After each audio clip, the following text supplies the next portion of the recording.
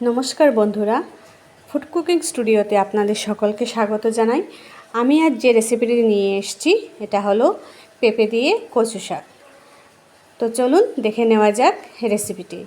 কচু শাক যদিও আমাদের জন্য নতুন কিছু আইটেম না, তবুও আমি নতুন ধরনের এটা বানাবার চেষ্টা করেছি। আপনারা ট্রাই করবেন ঘরে, নিশ্চয়ই ভালো লাগবে। এটার জন্য প্রথমে আমি নিয়েছি কচু, নিয়েছি পেঁপে, লাল চানা, তেল, পাঁচফোড়ন, তেজপাতা, শুকনো লঙ্কা, হলুদ গুঁড়ো, জিরে গুঁড়ো আর লাগছে নুন। তো প্রথমে আমি কড়াইয়ের মধ্যে তেল দিয়ে তার মধ্যে যেগুলো পেঁপে কেটে রেখেছিলাম আপনারা দেখতে পাচ্ছেন, এখানে আমি ছোটো ছোটো টুকরো করে পেঁপেগুলো আগেই কেটে নিয়েছিলাম। এগুলো একটু নুন আর হলুদ দিয়ে ভেজে নেব।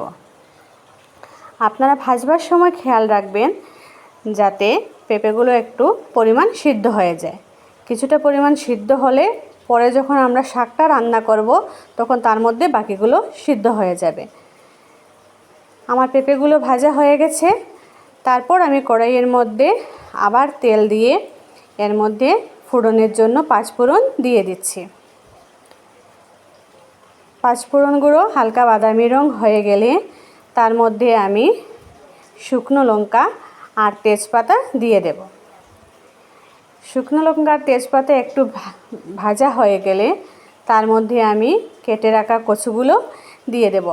আমি এখানে কৃষ্ণ কচু দিয়ে রান্না করছি, আপনারা চাইলে অন্য কচু দিয়েও শাকটা রান্না করতে পারে। এখন কেটে রাখা কচুগুলো আমি কড়াইয়ের মধ্যে দিয়ে দিচ্ছি। কচুগুলো দেওয়া হয়ে গেলে আমি ভালো করে নেড়ে কিছু সময়ের জন্য এটা সিদ্ধ হওয়ার জন্য ঢাকনা দিয়ে ঢেকে রেখে দেব। আমি এখন তার মধ্যে কোনো মশলা ব্যবহার করছি না, কারণ পরে না হলে মশলাগুলো কম বেশি পরিমাণ হয়ে যেতে পারে। কচুগুলো একটু সিদ্ধ হয়ে যাওয়ার পর আমি মশলাগুলো দিয়ে দেব। এখানে বেশি মশলা ব্যবহার করার প্রয়োজন নেই। হলুদ গুঁড়ো, জিরে গুঁড়ো আর নুন দিয়ে পরিমাণ মতো নুন দিয়ে দিলেই শাকগুলো রান্না হয়ে যাবে। তো এখানে দেখতে পাচ্ছেন আপনারা আমি মশলাগুলো দিয়ে দিয়েছি। মশলাগুলো দিয়ে নেড়ে তার মধ্যে চানাগুলো আমি দিয়ে দেব।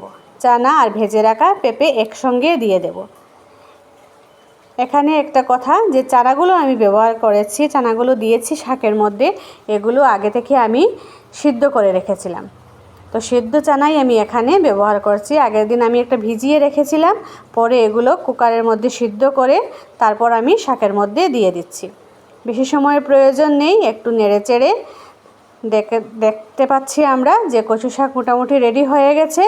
এখন কিছু সময় রেখে তারপর এর মধ্যে আমি একটু চিনি দিয়ে দিচ্ছি। চিনি দিলে শাকের মধ্যে একটু মিষ্টি মিষ্টি ভাব হয় এবং খেতে অনেক টেস্টি লাগে। আপনারা যে কোনো নিরামিষ রান্নার সময় একটু চিনি অবশ্যই ব্যবহার করতে পারেন। আপনারা দেখতে পাচ্ছেন শাকটা আমার হয়ে গেছে। এখন আমি একটি বাটিতে শাকগুলো সবটা নামিয়ে নিচ্ছি। শাকগুলো নামিয়ে নেওয়ার পর এখন উপর থেকে আমি একটু ঘি ছড়িয়ে দেব।